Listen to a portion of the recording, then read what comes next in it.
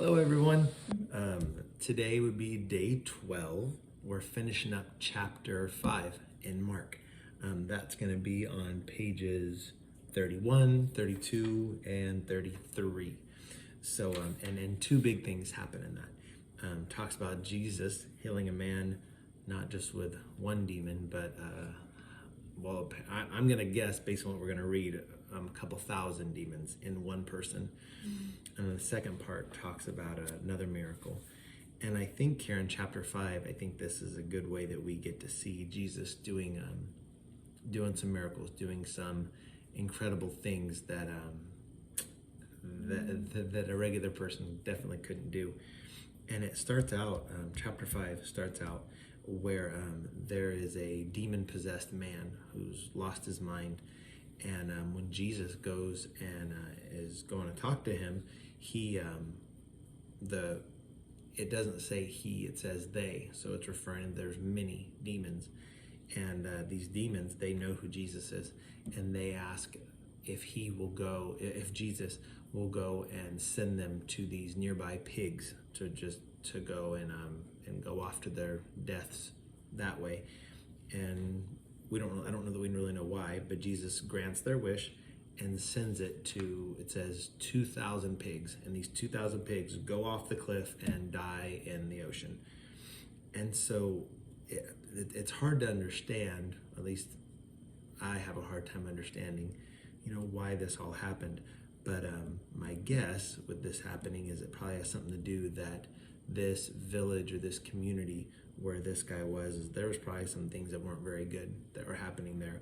Because if there's a guy tormented by this demon or these evil spirits, there's probably stuff going on there that isn't so great. Mm-hmm. And then because if you're sending all these pigs off a hillside, that's going to affect the community too, or the village, the area. Mm-hmm. And so my guess is because Jesus is the Son of God, he's not gonna go and penalize people that are trying to honor him. So my guess is that there were some things that were happening that weren't good, because after Jesus gets this man cleaned up, he's no longer has demons in him. Demons are gone.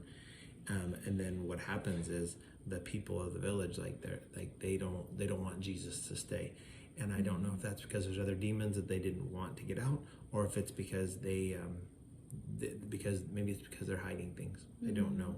But I know that it's something where Jesus had a habit of going to lots of places. But this miracle that he did by healing this man and getting demons out of him sets up a really incredible miracle after that.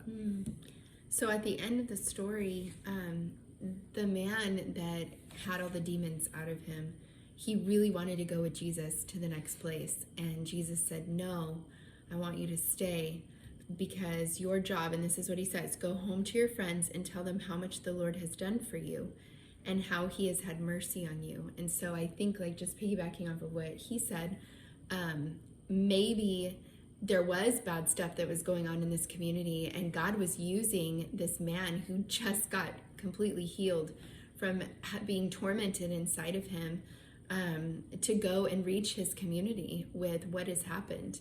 And I think sometimes, when I think of trials or hard times that, we've gone through, being able to share with others what God has done has really helped. And there are times where sometimes we feel like God calls us to talk to someone and we're like, oh, we don't really want to, we want to go do this because it's fun. And I think this man who was just healed, he wanted to follow Jesus wherever he went because Jesus healed him. But Jesus commanded, no, stay here and minister to your community, share with what has done. So what God has done through you. So the next miracle, it talks about, there's actually two in one. There's a man who was the leader of the synagogue. So that was kind of like a place of worship. Think of it similarly to a church. People would go and learn there. And so his name was Jairus, and his daughter was sick and dying. And so he wanted to find Jesus, found Jesus, and said, "Please come lay your hands on her, because I know she'll be healed if you do." And so he started going, but at this point, all of the crowds are following Jesus. And in that hustle and bustle of the crowds, this woman who had been suffering with bleeding in her body for 12 years. Imagine that. She had enough faith to say that even if she touched the hem of the garment of Jesus's clothes, that she would be healed. And that just, man, that stirs in my heart. Like, how much faith do I have, like, in my heart? Do I have enough faith to believe, in the impossible? And this woman did. And so he felt the power, the healing power come out of him, and turned and asked who it was. And the woman admitted that it was her. And I love his response. It says, "Daughter, your faith has made you well. Go in peace and be healed of your disease." And Bella here in the commentary, it says, "Wish he'd call me daughter." And if that's you, and you kind of feel like you aren't called daughter very often by someone that, loves and cares for you, take note that the same response that he gives to this woman, he gives to you too.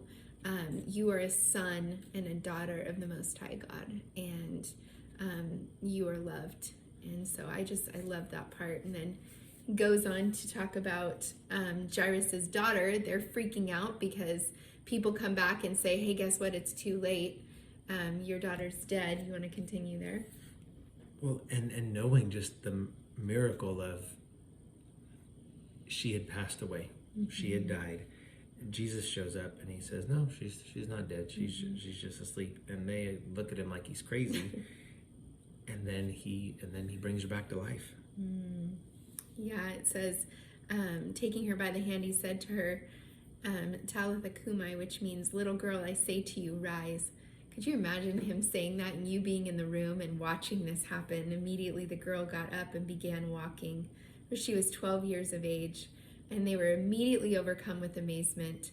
But remember, like a few videos ago, he tells them after he does a miracle, "Don't go out and throw my name out there that I just did all these miracles." He charged them that no one should know this and told them to give her something to eat. So he still doesn't want himself, like Mr. Haley said in the videos past, to be famous. He doesn't want that. He just wants to heal the broken. And so I think that's really special that he's humbling himself. He doesn't want to take credit, but he still wants to heal. Yeah, and I think that this chapter 5, we see these miracles, and the book of Mark it's very condensed compared to some of the other gospel books, but it's all these incredible things that God used Jesus to go and to do, and miraculous healing power that he has. And he had that power 2,000 years ago, and he still has that power today, even though he's not walking around like side by side with us. When we ask Jesus to come into our heart, when we ask him to go and be the Lord of our life, he takes over. And if he takes over, then and his Holy Spirit's in us, then there's incredible things that are possible. And it's not because of us, but it's because of Jesus in us. Yeah. Because like it says in the book of Acts, it says that Jesus says it's better that I go, because when he goes, instead of having him with you some of the time, it's better that he says it's better that I go, because then I will send a helper, which that helper is the Holy Spirit. So this right here, these miracles we read about now are just some of the miracles that the miracles that are documented, but some of the miracles we're going to read about, and then that will be coming up in chapter 6. And chapter 6 will break up probably into 2 or 3 chunks, but chapter 6 starts on page 35, and it goes into 35, and then goes into the beginning of page 36. So about almost a page and a half. But anyway, so 35 and 36. If you guys could read that before the next video, that'd be awesome. If there's anything we can help you with, or you have questions, please shoot us a text or call us. You can call us 559-410-0655, and we would love to try to help bring any clarity if there's things that we can do, or answers we can help you find, or just to pray for you. Anyway, we hope you guys are doing well, and we're excited till the next time.